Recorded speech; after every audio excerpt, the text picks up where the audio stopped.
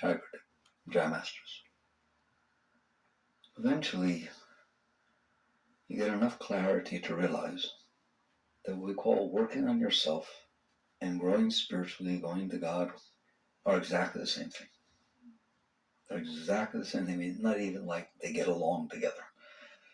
They are the same thing. If you have a helium balloon with a gondola under it, and it's on the ground, tethered by ropes and stakes in the ground, but it's filled with hot air, it's filled with helium, whatever, its natural state is to rise. You don't need to do anything to make it so that it will rise. There's a reason it's not rising. And that reason is not because it's not its natural state. Its natural state is to go up. The reason it's not going up is because it's anchored. It's tethered. It's tied to something that doesn't allow it to go up. Some people make the gross mistake of thinking spirituality is about putting more helium in the balloon. Somehow getting it to go up, to want to go up. And others come to the deep realization that it's about cutting the tethers. It's about cutting the ropes that are binding it to the ground. If you cut the ropes that are binding to the ground, it's not like that's your first step. Now there's another step you must do. If you cut the ropes that are binding to the ground, you do nothing. It goes up by itself. That is the truth of life and of the spiritual path.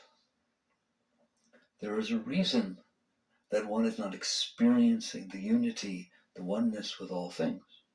And there's a really, really good reason for that. And until you deal with the reason, you're wasting your time trying to have spiritual experiences or trying to meditate deep enough to touch something that's beyond yourself, because you'll never hold it. It'll be some experience that you had. So real growth, real spirituality, is about cutting the tethers, cutting the ties, releasing the anchor. But that's the kind of work that's not so romantic. People don't want to do it. But nowadays, it's beautiful. People are starting to do that work. So what is tying us down so that we can't ascend, so that we don't feel the natural force lifting us up? And the answer is very simple. We are. It is not anything else that is doing it.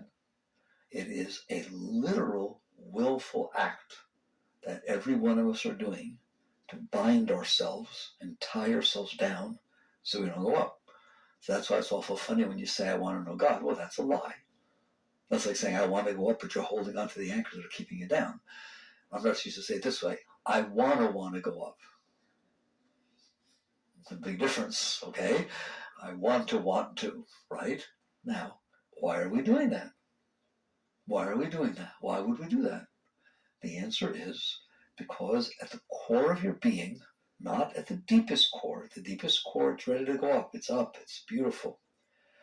But when you drop into the body, when the self, the consciousness, the awareness of being drops into the body, it loses itself. It gets disoriented. It doesn't know itself as itself. It gets amnesia. When people get amnesia, they're scared to death when they come to. It's a terribly uncomfortable situation to not know who you are, who your family is, where your house is, anything about you. I mean, that'd be pretty freaky, wouldn't it? That's what happens. And that is what's going on inside of you. So deepest at the core, not back to the self, to the Atman, to the clarity, to consciousness, but the moment the consciousness drops in, there's total disorientation. All right, now what? You try to get oriented. It's literally at a panic level. It's at a survival level. How do you try to get oriented? Interestingly enough, there is stuff coming in front of you. You've dropped into this body and the senses are picking up the world that's unfolding in front of you. So it comes in. That is your first experience of something other than yourself. You're the consciousness, the awareness. Now it's what are you conscious of? And I'm not going to go into it too deeply, but it's something you should, someday you'll experience what I'm talking about. So what you do, you, the indwelling being, the consciousness, the awareness of being, is you start to cling, to hold on to these objects that are passing through your consciousness, because you're not looking back up to where you came from. to the nature of your own being. What is the source of your consciousness? You're looking out, because that's what happens when you drop down and get bound. And so these objects of consciousness, your mother, your father, your crib, your house, are coming into your awareness of being. At the same time, you're panicked to try to find out who you are, to define yourself, to not be lost. And so it is absolutely natural, and it will happen every single time, that you, the consciousness, I'm talking about you in there, hi, you in there? You will grab those objects that are external to you. You are the consciousness that is aware of those things, but they are closest to you. They have come in and they're manifesting inside your mind. You will start to grab those and define yourself based on the experiences you're having. That is as deep as it comes.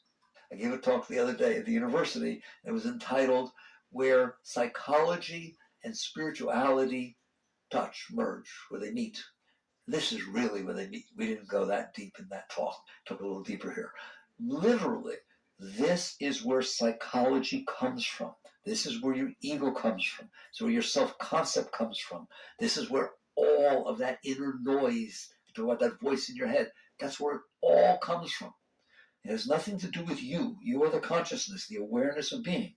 But because there's this sense of disorientation, this sense of lostness, this need to define oneself, you grab onto the objects that are closest to you, and those objects happen to be mental.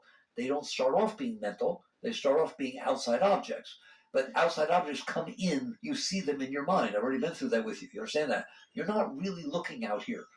That's very important. You're not looking out here.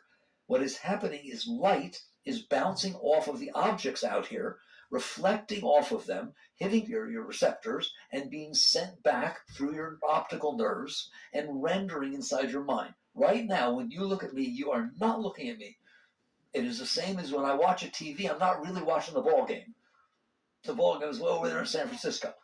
But it's being picked up, digitized, sent through the wires, and then rendering on my TV screen, and I'm watching the rendering. That is what's happening right now. You are not looking outside. Outside is coming in, and you are looking inside. Okay, it's pretty far out, isn't it? Things are not what they appear to be, are they? Nothing is. So you have learned depth perception. Your mind is brilliant. You've learned depth perception. You've learned all kinds of things. It's very important. You see how beautiful spirituality rests on top of truth, physics, science. There's nothing different about it. But we don't live that way. Most people have no idea that what I said is what's going on. So basically, light bounces off the objects outside. It stimulates the receptors, your optical sensors. It gets digitized, not digitized, but in a sense, turned into impulses, electrical impulses, gets sent up your nervous system, and then renders in your mind. So right now, look at me. Look, it's in there. You're looking in there. I know you don't feel like you are, but you are looking in there, right? And I can prove it to you. Close your eyes, then it can't come in. Turn off the lights, then it can't bounce. It's so true that it seems stupid to say. It is not that when you turn off the lights you can't see. It is that when you turn off the lights, the wavelength of the electromagnetic spectrum that your senses are able to pick up is not there. So the point is, it's all coming in. You are watching it inside. So when you first are born, when you first drop down onto this plane, hi, welcome, the first thing you experience is what's going on outside coming in, and it's passing before your consciousness. You're just, whoa, and you don't know who you are, and it scares the hell out of you. If you're in amnesia, you don't even know what's going on, everything scares you because you don't know how to relate to it. You don't know how to relate to things, do you? What happens with new things? You get scared. And anything, what happens if somebody doesn't behave the way you expected them to behave? You get scared. What happens if somebody who you don't like, they've always been an enemy for 5 years, you never said a nice word to it, all of a sudden walks away and says, oh, I like you so much. You get scared. You need to be able to relate to the objects that are unfolding in front of you. Otherwise, you get scared. I'm telling you why. That's the root. It's because you're disoriented. You're not centered comfortably within the self, within your sense of being. Therefore, you're trying to define yourself by these objects that you see. And if I ask you, I do this in the book, if I ask you who you are, you say, I'm Peter Barry. Well, you're not Peter Barry. It's a collection of letters that somebody gave you. You're not a name. Okay, I'm so-and-so's wife. Very good. Who were you before you met him? You didn't exist. You're not somebody's wife. You're not a name. You're not the person who lives at 1522 Southwest 12th. Because if you move, you're still you. You're not a 23-year-old girl or woman. Why? Because someday you'll be 35 and it'll still be you. You are you. You're not what's happened to you. You're not what's passing in front of you. You are the person who experienced what's happened to you. You are the person who's experiencing what's happening to you. Do you see the difference? But that's not how we live. And the reason we don't live like that is because we're scared. Can anybody relate to being scared in there? Hi. Scared is not the right word. If you let go of all the protection mechanisms that you built around and all the things you've clung to and pulled around you and said, yes, I am such and such a wife and I'm this person's parent and I'm this and I'm that and I'm 25 years old and I'm attractive and people like me, keep going. Oh, and I live over here and I won such and such an award and I'm good at music and on and on and on. Okay? And I ask you, how are you doing? You say, fine. Okay, what if I take all those things away? What if somebody walks up to you, you didn't win that award, I won that award. No, yes, I did, I won it. What if the house disappears? It's not that it burns down, that's too easy. It's that you drive home, you take a turn, you go and you pull up and the house is not there. Not that it's not there, it's an empty lot. There's no empty lot, and there never was such a house. How you doing? I'm serious. I swear to God, if you're willing to sit through this, I like you. Pay attention to why it's so hard. I'm going to try to show you how to have a beautiful life. It can't be beautiful when you're doing this. Why? Because you're saying, I'm really not okay. I'm pretty panicked. I don't understand who I am in a relationship with anything. And the way I get to be okay is to define these relationships and hold them in place and say, this is what's going on. And as long as that's what's going on, I'm relatively okay. And the moment it's not going on, I'm not okay. And if it's really not going on, I'm really not okay. And if I even think that it might not go on, I get scared. That's not a spiritual life. That's a life of a lie. You are defining yourself as things that pass through your consciousness. I'm telling you, that's not who you are, ever. A light that's shining on things is not the thing it's shining on. It's just illuminating the thing. If you move something else in front of it, it'll shine on that. Move something else, it'll shine on that. So if the light beam, if the light identifies with what it's shining on, you try to take the thing away, I'm dying, oh my God. No, you're not dying. The object is moving. The light doesn't change one iota. Your consciousness has nothing to do with what it's aware of. If I hold pictures in front of you, one after another, the pictures change, you don't. I can hang one picture, two pictures, three pictures, and you say, yeah, I saw that, yeah, I saw that. Who did? Who saw that? Because the pictures are different, but you're not, are you? You who saw them are the same. You are the consciousness that is seeing the picture. It's the same you who sees all the pictures. You know you saw them. It's the same you who sees your dreams as you who looks out through your eyes. You wake up in the morning, you say, I had a dream last night. How do you know? If you weren't there, you wouldn't know. Were you the one who watched your dream? It's even deeper. You wake up and you say, I didn't dream last night. I went so deep. It was so peaceful. How do you know? How do you know? Because you are the consciousness, the awareness of being.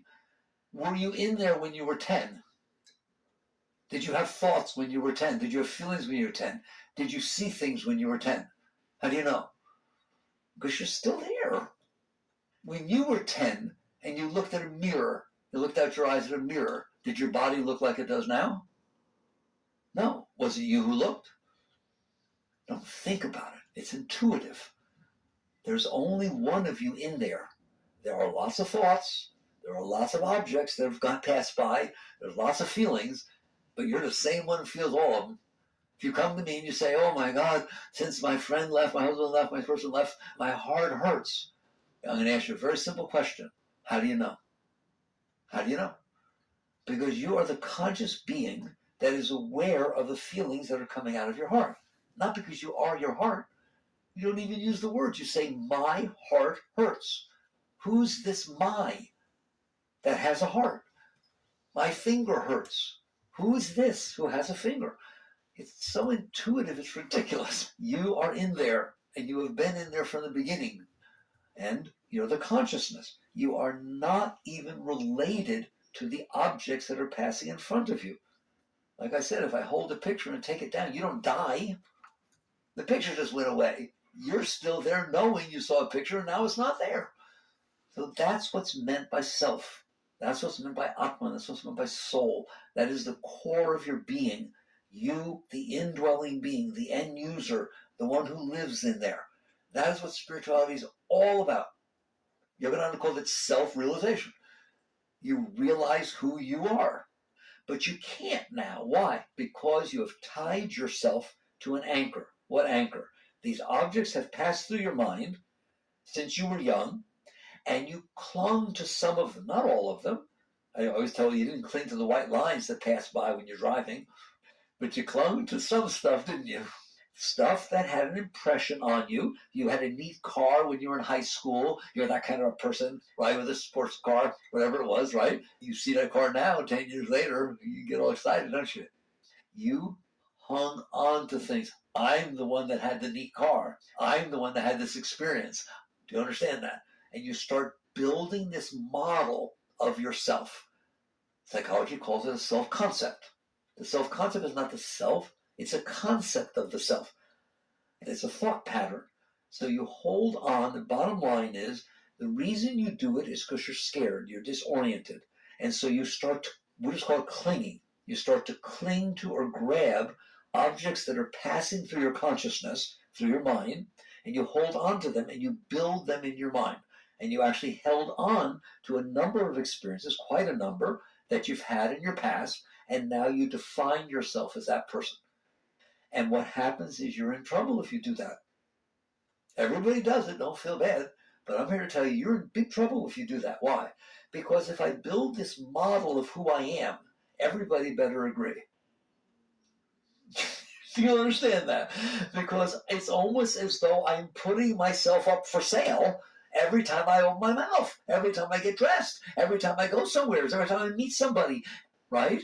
Because if I've made up that this is the person I am, and people don't relate to me that way, they don't treat me that way, they don't talk to me that way, it doesn't feel very good at all. It's not very supportive, is it?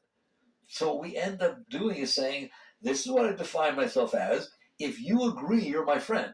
If you really agree, you can be my spouse. But you have to sign on the line that you'll always support me. Like if we're in a discussion at a party and we're with our friends and I say something that turns out to be pretty stupid, it was wrong, right? You support me. Otherwise, when we come home, you hear the discussion. Why didn't you support me? That's ridiculous. You left me out. But darling, you were wrong. I don't care.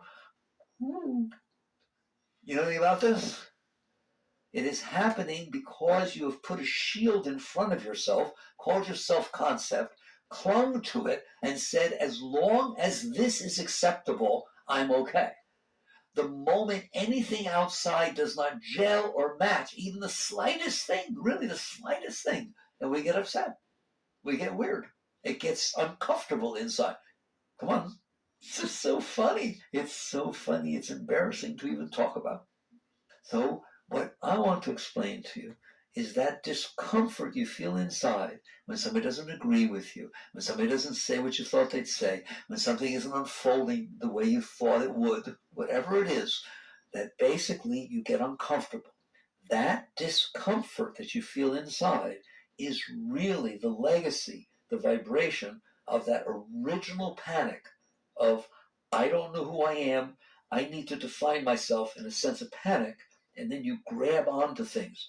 When the things don't support you, you fall back a little bit into that fear, into that insecurity, into that sense of lostness.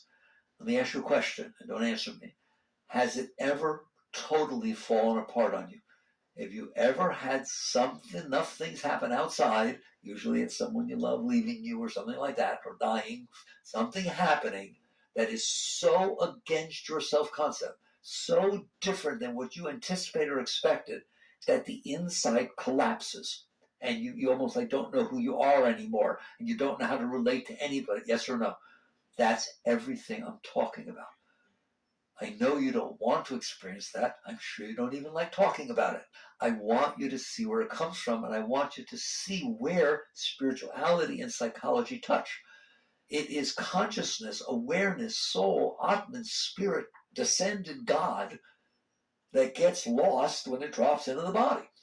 It doesn't know itself as itself. It doesn't know its divine roots. It's just consciousness that's aware of what's going on in front of it. It's very confusing. And so it starts to cling, it starts to hold on, and you do it your entire life, not just when you're a baby, all right? You cling to all these things and you build this model, but behind it is why you're doing that.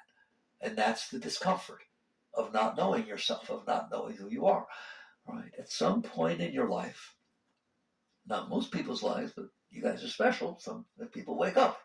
They wake up and realize, this isn't very much fun. I'm tired of being scared. I'm tired of worrying about everything I say. I'm tired of worrying about what my hair looks like. I'm tired of worrying about whether I put the right clothes on that match what everybody else is wearing. I'm tired of worrying about the fact that I burped. I'm tired of the fact worrying about my hair might get gray and then well people don't like me. I'm tired of worrying about whether people that they're at where they said they were at or they lying to me or what's going to happen. Blah, blah, blah, blah, blah. You just get tired of it. I get tired of it. I don't want to live like that. You wake up and you realize we're all sitting on this tiny little planet. A tiny planet, this little piece of dirt, spinning around in the middle of nowheres, being neurotic, worrying about every single thing. How often do you have a conversation with somebody? A normal conversation. You give your opinion, they give their opinion, you say something what you like, blah, blah. Normal conversation. You walk away. Is that conversation over? No, the conversation's not over. You keep going on, you stupid head. Maybe I should have said this. Oh my God. Why did I say that? Oh my God. I hope he doesn't misunderstand what I said. I was like, should I call him? No, don't call him. Is that just me or anybody else got that going on there? I'm trying to show you why. I'm literally showing you why that goes on. People sometimes say to me, why does that voice in your head talk so much? Because you told it to. You, the consciousness, the awareness of being, has gotten lost and has tried to define itself in what is not itself. It's trying to define itself in all these past experiences that it liked or didn't like. You define yourself as, I'm the person who got the best part in Wizard of Oz in the 5th grade. I played Dorothy, right? You define yourself as your good experiences, and you define yourself as the person who their husband left them and ran off with their best friend. That's who I am. You define yourself as these experiences that you weren't able to handle, and you clung to them either because you liked them or you didn't like them, so you pushed them away, and you end up building this whole world inside of your head based upon these tiny little experiences you've had, and I'm telling you, you are completely invested in that. And so now you have to go out and sell yourself. I remember the first time I was 22, 23 years old when I saw this. I don't want to go on a store with my life selling myself every time I walk out the door. I remember clearly, like I was in a 7-Eleven, I was buying something. I mean, I was even traveling. I was like in Alabama or something. I wasn't even, I was by myself. And I went up to pay for something and I dropped the quarter, dropped some change. And I went down to pick it up and he was so embarrassed. They weren't even sure he wanted to buy the thing. He wanted to just leave the store. What, are you kidding me? Are you serious that you're going to be like that for the rest of your life, that you can't handle anything because you might look weird or something like that? And so I decided, no. If I have but one life to live and it's on this tiny little ball of dirt, spinning in the middle of nowheres, and I'm going to die, I came down, I'm going to leave, I am going to learn to have fun. I am not going to define that I'm okay because everybody agrees with what I defined and nothing better disagree. What do you think worry is? Worry is that things won't be the way you think they need to be, or that they will be the way you don't want them to be. What else is there to worry about? And you worry a lot. And you will worry for the rest of your life. You will waste your life serving this maniac, which is the self-concept that you built to hide yourself. Somebody once asked Yogananda, what is the ego? There's an enlightened being. You get to hear an amazing question they asked him. What is the ego? Master, what is the ego? He said, the masquerading self. In other words, you're the self. He fully knows, he's realized, you're the self, and you pulled this around yourself like a mask, this concept of yourself, and you're hiding inside of it, aren't you?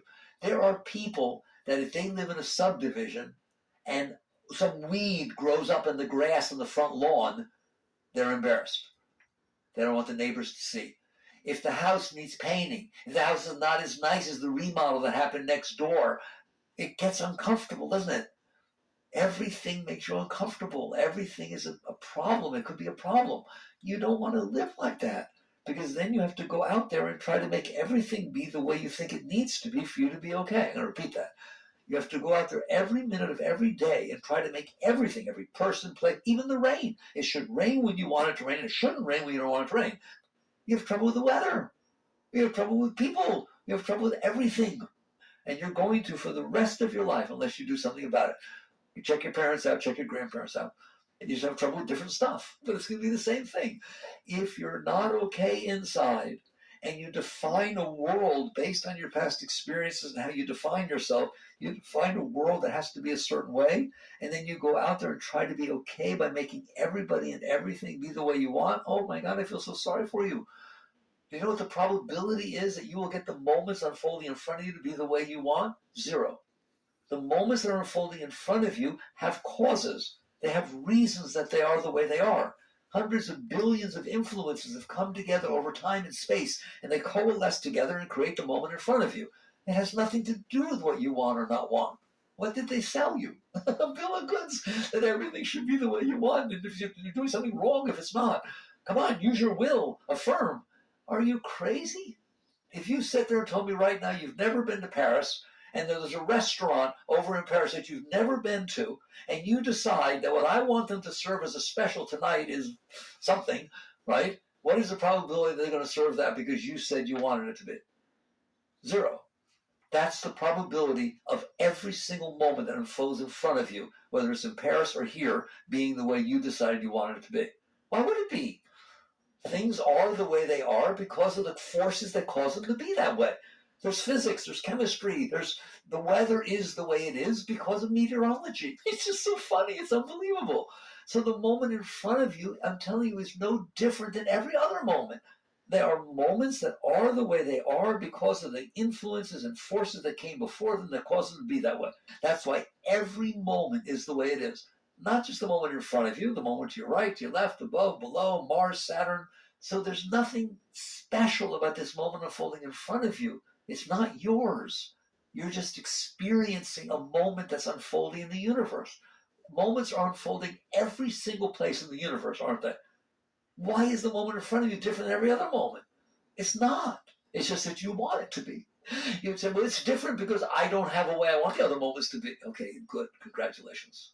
Because that is the only difference. That you have made up how this moment is unfolding in front of you. It should rain, it shouldn't rain. You should be nice, don't sit so close to her. Don't wear that color because my brother wore that color when he died. Blah, blah, blah, blah, blah, blah. And you just make up all this garbage inside your head based on your concepts from the past, and then you try to superimpose them on top of the moments happening in front of you. Well, it ain't going to work. There's no way that's going to work. You're going to be a nervous wreck because you have built inside of your cute little mind a concept of how things need to be for you to be okay. And now there's a real world unfolding out there. That'll make anybody anxious. It might not be the way I want. They might be talking about me not nicely. Anything might happen. I might get up to give my talk in front of the class. They might laugh at me. I mean, anything could happen. And so the next thing you know, you're a neurotic mess. Next thing you have all this anxiety. Because the only way you're going to be okay is if everything, every moment unfolding in front of you matches this concept you built inside. But the moments don't stay still, do they? There's always a new one every single second. If you understand nothing else, do you see why I'm saying it can't be the way you want? I'm not cursing you or anything. It is not possible that every moment that happens to unfold in front of you is going to be what you made up based on your past experiences. The moment in front of you has nothing to do with your past experiences. It has to do with science. It has to do with the forces that cause it to be the way it is. Your past experiences are inside your head. You just made up something in your head, and you stepped into reality that has nothing to do with you, and you're right, it's wrong. We do it all the time.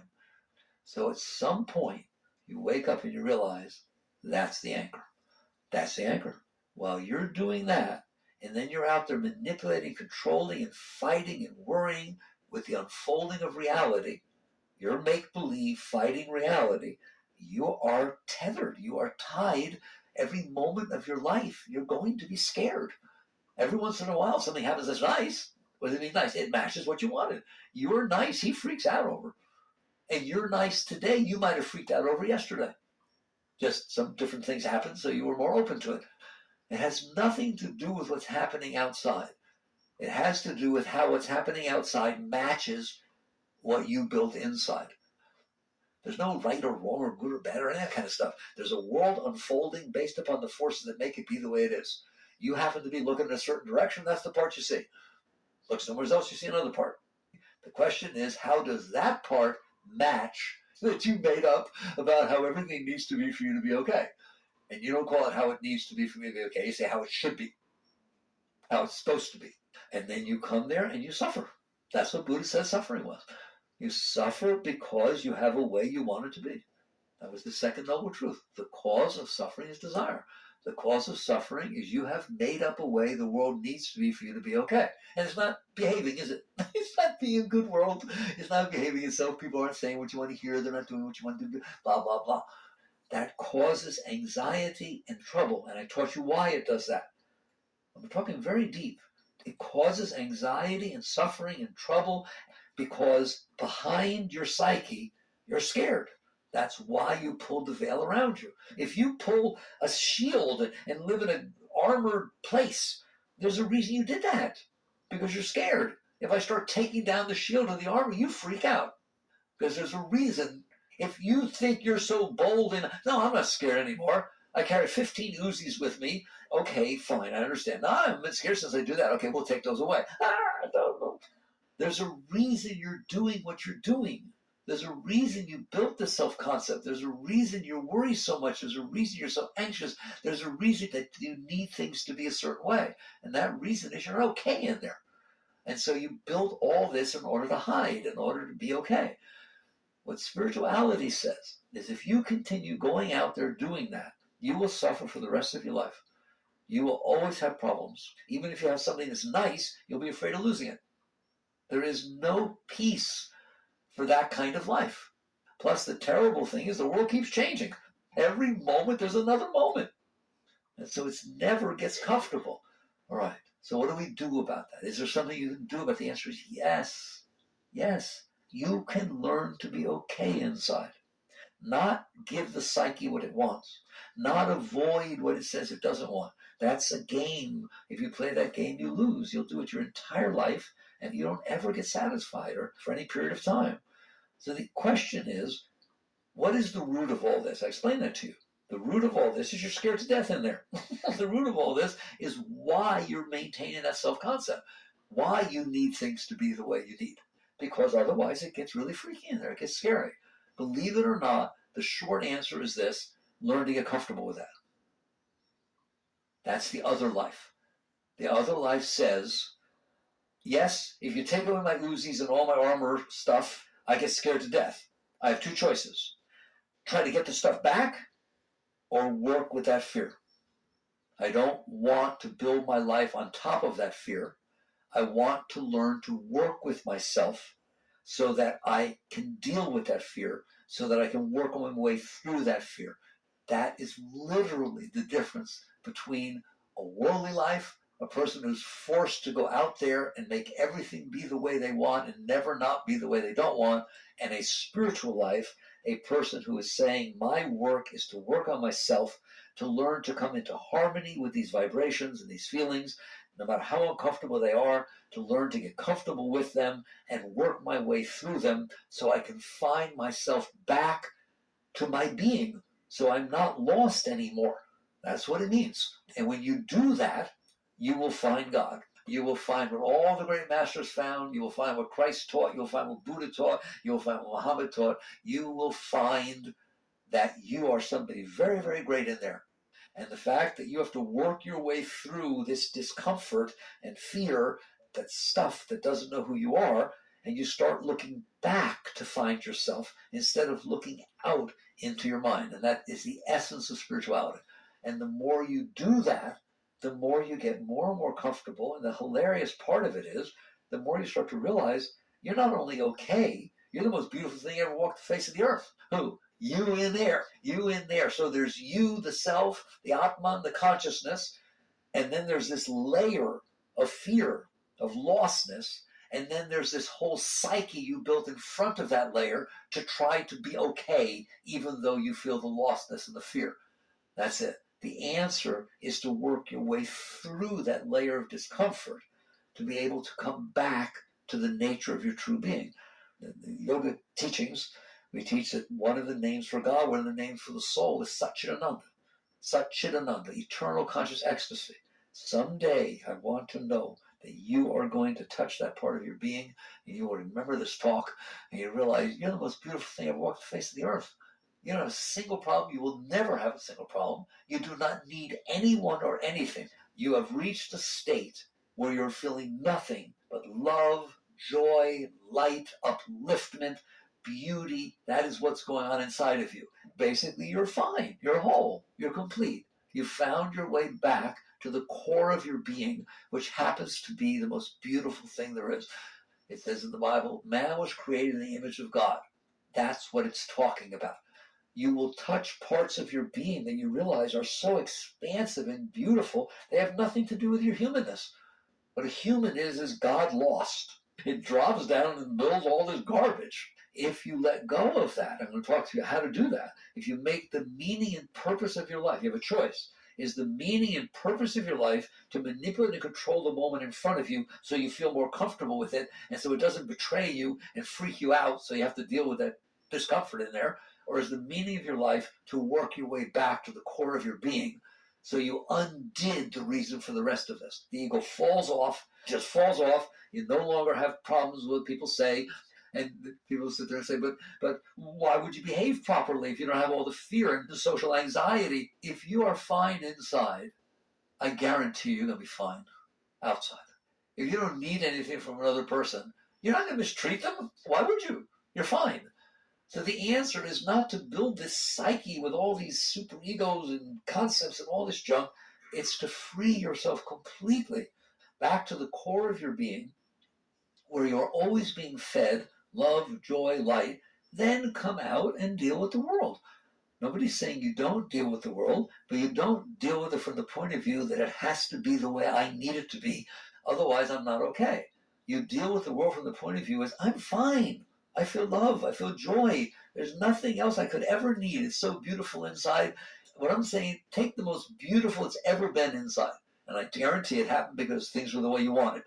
You got everything exactly the way you wanted for what, 1 second, right? And you just got high, didn't you? It was like, wow, it was like exciting, and oh my God, the people with the lottery, you get all excited, right? Or you fall in love with your wedding day, and it's the first kiss, and there's some high stuff in there. You see a beautiful sunset that's so, everything's just right, it blows you away. Take that, multiply it times 1,000,000, and have it going on all the time. And nothing can ever take it away. And you know, I want you to know that nothing can ever take it away. You can leave it by getting involved in the garbage. I don't know why you would. Over time, you never will. And you'll realize that if I don't leave it, nothing can take it away. Everything's just passing before me. If I can handle that, then I get to stay in the bliss, in the ecstasy, in the high state. Now, how do I deal with the world? Now, when you come into the world, you don't need anything. You're fine. You're happy. You're filled with love. So you end up not taking things from the moment unfolding in front of you, not manipulating and needing things from the moment unfolding in front of you. You actually help and serve the moments in front of you. It's a totally natural thing. If I don't need anything from you and I'm not afraid of you and you're in front of me, that's the moment in front of me, it's more like, well, what can I do to help? I'm doing fine. That's called compassion. I'm doing fine. Can I lend a hand? Would you do it and want something back? I don't need anything. It's not like I'm going to renounce the fruits of my action. You can't even imagine anything that you could get from outside that would ever create anything close to what's already going on inside of you. That sounds a little different than the garbage down here, doesn't it? So you can either wallow in the garbage and try to make everything be the way your self-concept says it has to be, good luck, or do the work that's necessary to work your way through that layer of discomfort instead of trying to protect yourself from it by manipulating the world. All right? So, hope you hear me. And I'm talking about you get uncomfortable. You know that. You get uncomfortable, and you've gotten uncomfortable. I am telling you that you, the consciousness, are capable of handling the discomfort perfectly comfortably. And if you can handle it, it's not scary anymore. There are people that are scared to death of snakes. There are people that pick them up. I'm not telling you have to learn to pick up snakes, but I'll tell you right now, if I lived in a place where there were snakes and I was scared to death all the time, I want to learn to be comfortable with them. I'd rather learn to be comfortable with them than try to move and not be able to handle my environment. So inside, you're going to find out on a daily basis, no, on a moment-to-moment basis, that the world hits your stuff. Have you noticed? I give the example I give you all the time. Somebody's driving in front of you. So funny. I teach it all the time, and it starts happening to me all the time. Literally, just the other day, someone is driving exactly 15 miles an hour below the speed limit, and I'm behind them, and I'm thinking of my talk. You kids deserve it. You give this talk all the time. Somebody's driving 15 miles an hour below the speed limit, and there you are, and you can't pass. It's a double line. This traffic sign. Then there you are. It creates discomfort. You get uncomfortable about the stupidest thing in the world. You're driving, and when you get to the place you're going, which is like 20 minutes away, miles and miles away, you have to carry some things out, and it starts drizzling where you are now. It gets uncomfortable. Your wife starts getting a little anxious, doesn't it? Those are the ones I want. Don't worry about the big ones. Don't worry about the big ones. Don't worry about what freaks you out completely, right? I want the tiny little ones that happen every moment of every day. It's just absolutely unbelievable how often that happens, right? That you get this little sense of discomfort, right? I want you to practice, learn. I know it's not natural. I want you to learn to be comfortable with that discomfort. I want you to make it a game. It's a video game, just like the kids play the video games, okay? They have fun. They get up to level 6, they go all the way down, they laugh, and they go do it again, right? That's how I want you to be about the stuff inside of you. I want you to play with it. I want you to say, I am going to learn to handle these little things that are uncomfortable. How do you handle it? By literally, if you can handle something, you don't have to do anything about it.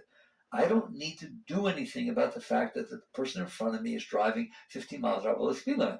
If I can't pass them, there's nothing I can do. Am I okay that there's nothing I can do? Am I okay that this is the situation that I'm in? The natural tendency is it's not what I want, therefore I'm not okay. And it'll create that discomfort, right? Relax. Relax. You in there, practice relaxing in the face of the little tiny discomforts that everyday life creates. And do it more, and do it more, and do it all the time. Remember to do it all the time. Wait till you see what happens to your life. What will happen is all of a sudden these little things that used to create discomfort, and then you got all uncomfortable with the discomfort, and you told people about it, and then you thought about it later, and it ruined your day because somebody was driving too slow in front of you.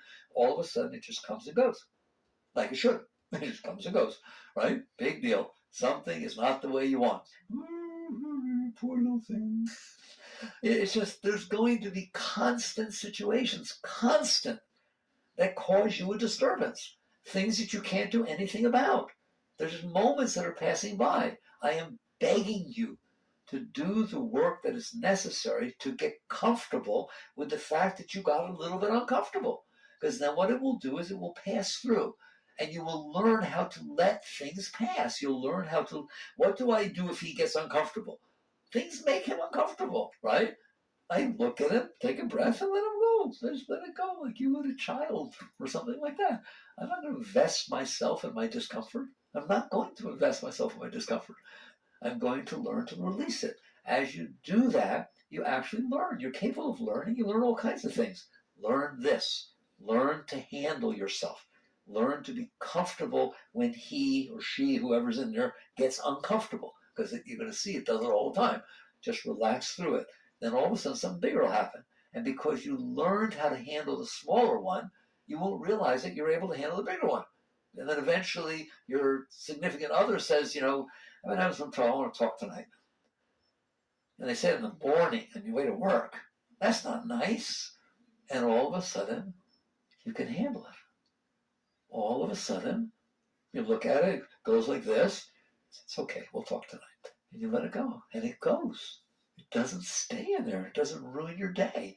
And you actually come home, and all of a sudden, your significant other is sitting there. She had some great day, or had some great day, and got a raise. I said, I thought you were, no, I'm sorry. I was just in a bad mood. And you would have ruined your whole day worrying about what was going to happen that night, wouldn't you? Wouldn't it be nice to be able to let it go and be able to deal with things helpfully? You are capable of doing that, but it means you work your way through the discomfort instead of devoting yourself to the discomfort, devoting yourself to doing something so the discomfort's not bothering you. Let me repeat that, because that's the essence of spirituality.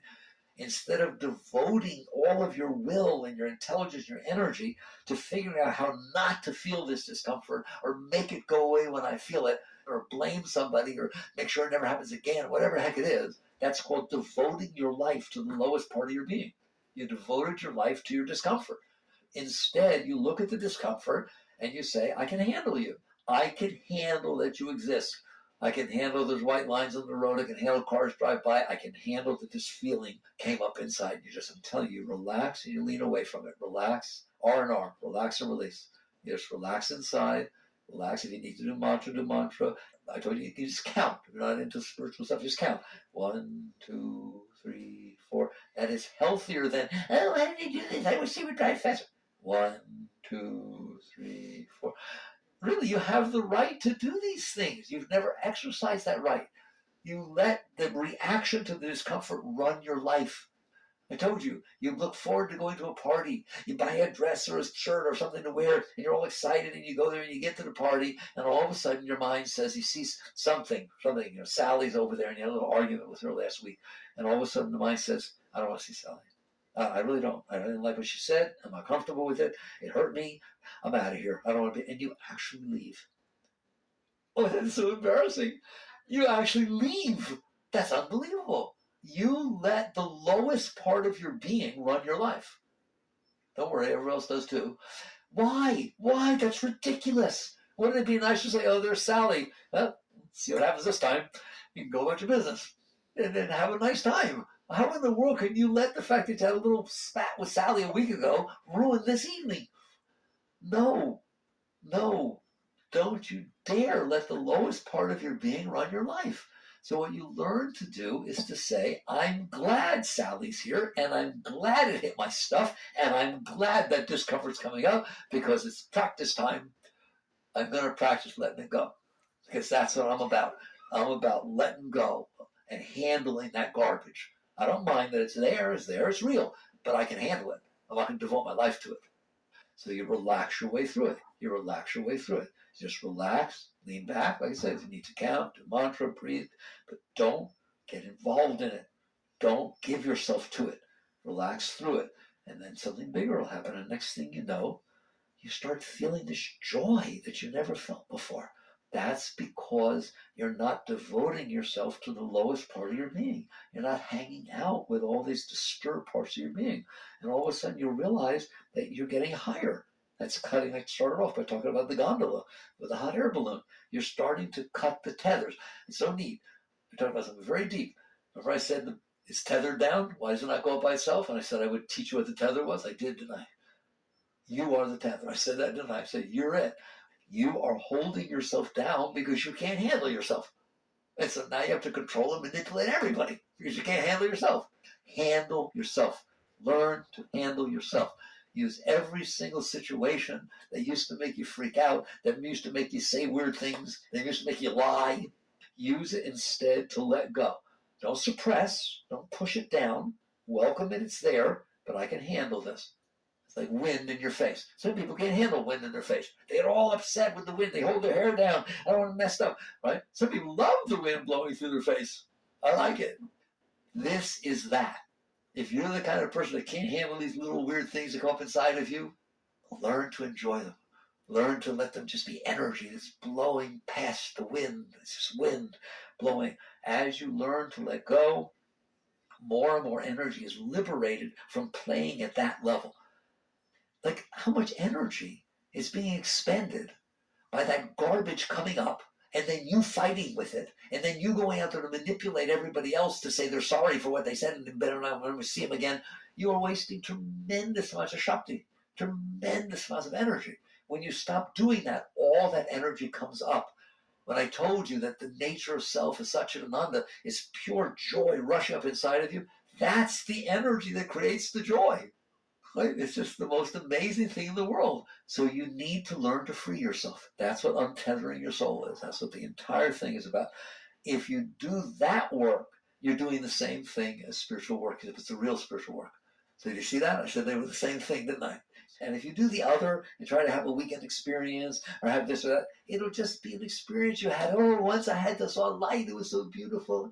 I went into a tunnel. Okay, well, what about now? No, I sleep. Hear me. You do this work, and every state you reach becomes your permanent state. You become established. I don't want you going up and coming back down. It's a constant. Every day you grow. Every day you get higher. And eventually, when you wake up in the morning, you'll wake up and sheer ecstasy will be pouring through your veins, wave upon wave.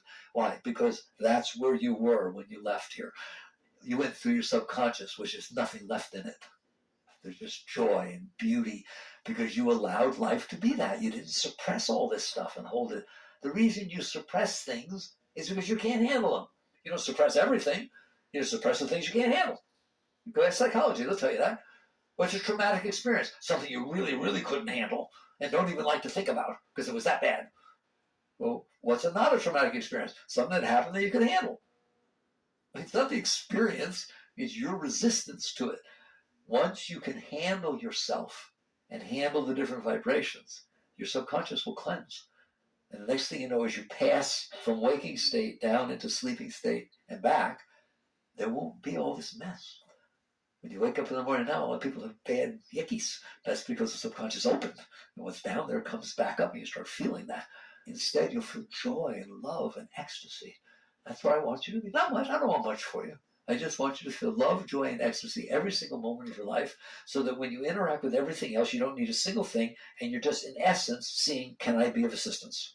Can it be of help? I told you, people say, your parents say to you, what's your career? What do you want to do with your career? What's the meaning of your life? You have to give some purpose and meaning to your life. Here's the meaning of your life. Here's the meaning of my life. That every single moment that passes before me is better off because it did. How's that for a purpose of life? That every single moment, person, place, thing, animal, roach, doesn't matter. Every moment that passes before me is raised because I could help it, I could serve it, I could raise it. It's always something I can do. I have to think about it. So you do that, wait till you see what happens. All of life just becomes absolutely beautiful. It runs after you. Very good. Hope you understand these things. Mostly about that fear in there. Now you understand everybody has it. And it's deep. You go real deep in meditation, so you have to face that, right? Because it won't let you go further until you say, okay, fine. And you just relax your way through it, no matter how hot it is. And once you go to the other side, it's over. Jagged.